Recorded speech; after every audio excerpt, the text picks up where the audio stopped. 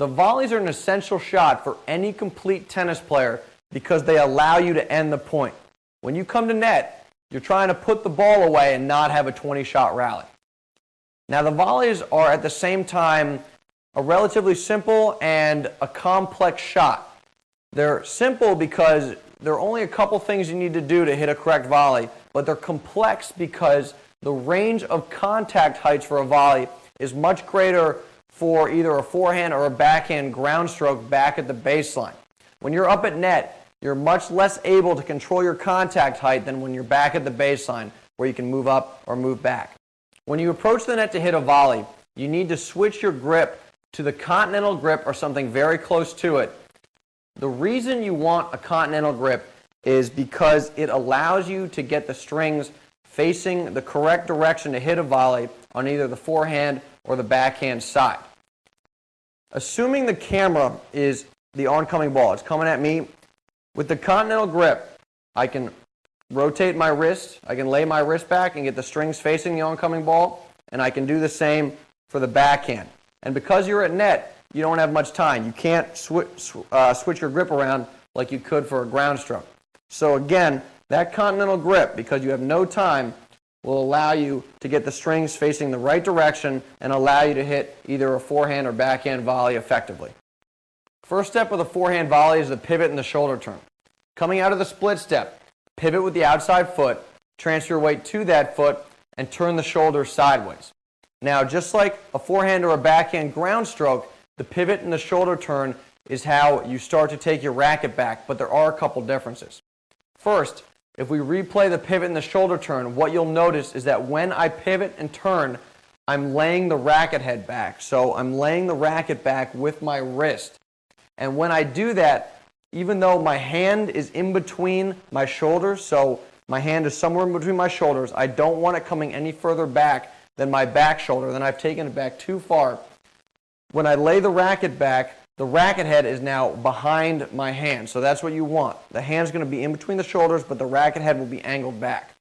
Now from the front view, the other thing I want to point out is that when you pivot and turn the shoulders, because the racket head is angled up, the racket and the arm, that relationship, some coaches have compared that to a U shape.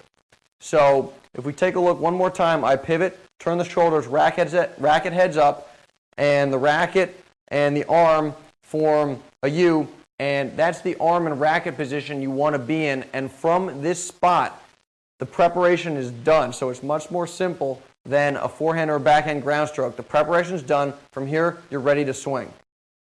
After Frank hits his split step, he pivots with his outside foot, transfers his weight to that foot, and he turns his shoulders sideways at the same time.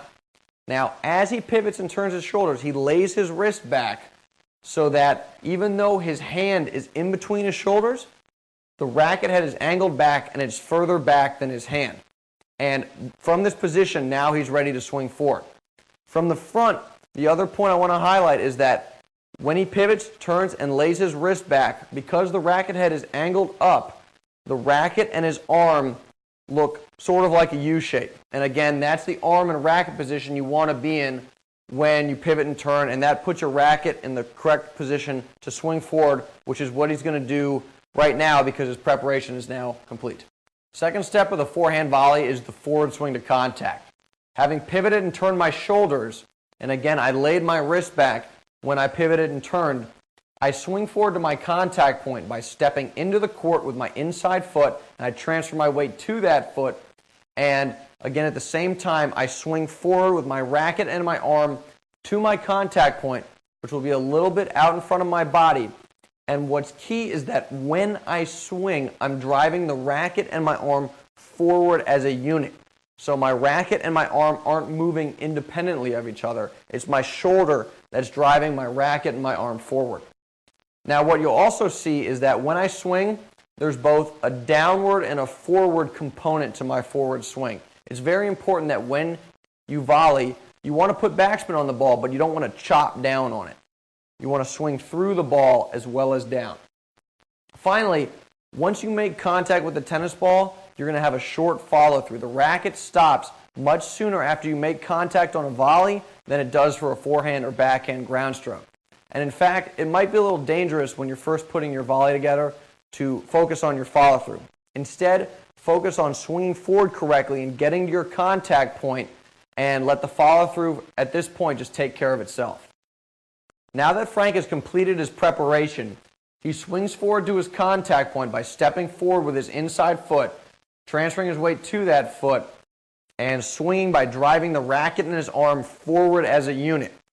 And you'll see that as he swings forward, the racket is coming down as well as forward, and he makes contact out in front of his body.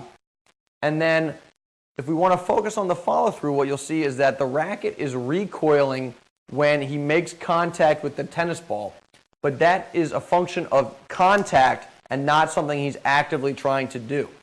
First step of the backhand volley is the pivot and the shoulder turn. Coming out of the split step, pivot with the outside foot, transfer your weight to that foot, and at the same time, turn the shoulders sideways. Now, when you pivot and turn your shoulders, just like the forehand and the backhand ground strokes, is how the racket starts to come back, but it's a little bit different. Once you pivot and turn, your preparation is pretty much complete. What you want to make sure you have, and you can see this here, is my hand is more or less in between my shoulders, and you don't want your volleying hand to go past your back shoulder. So in between the shoulders is a pretty good spot, but what you'll also notice is that the racket is angled back. So the racket is further back than my hand, and that's what you're looking for. This position I'm in right now looks in a lot of ways like a backhand slice, so there's some similarities there. And if we clip to the front view real quick, the other point I want to highlight is that when I pivot and turn my shoulders, I have the racket head angled up, and the relationship between my racket and my arm looks a little bit like a U shape. And that's another key to the backhand volley. You want to have that relationship with the racket head angled up. Coming out of the split step, to start his backhand volley motion, Frank pivots with the outside foot, transfers his weight to that foot, and at the same time turns the shoulders sideways. And from this position here, his preparation's done. He's ready to swing forward. What you'll notice, like I just commented on, is that his hand is more or less in between his shoulders, but he has the racket head angled up, so the racket is further back than his hitting hand. And this position also looks in a lot of ways similar to the part of the preparation of the slice backhand. Now, from the front view, the one other point I want to highlight is the U-looking shape that is formed between the racket and his hitting arm. And again, that's key. That gets the racket and his arm in position to swing correctly later in the motion. Second step of the backhand volley is the forward swing to contact. Having pivoted and turned my shoulders and gotten my racket into the correct position with my hand in between my shoulders and the racket angled back, from here I swing forward by simultaneously stepping into the court with my inside foot, transferring my weight to that foot, and then I swing forward with my racket and my arm, and when I swing, I drive the racket and my arm forward as a unit from my shoulder. Now, the forward swing with a backhand volley is a little bit different than how you would swing on a forehand volley. When you swing with a backhand, there's more of a downward component than there is on the forehand volley. You are still swinging forward. You don't want to chop the ball too much, but you are coming down more on the backhand side than you are on the forehand side, so the backhand volley has more backspin. Also, when I swing forward, my back arm, my other arm, goes back to hold my shoulder sideways. And after I make contact, again, my contact point is out in front of my body, I'm going to have a relatively short follow-through to stop the racket. And just like on the forehand side, at this juncture, it's not really something you want to focus on. Focus on getting the racket and the arm to contact as a unit. Let the follow-through take care of itself. Don't focus on it at this point.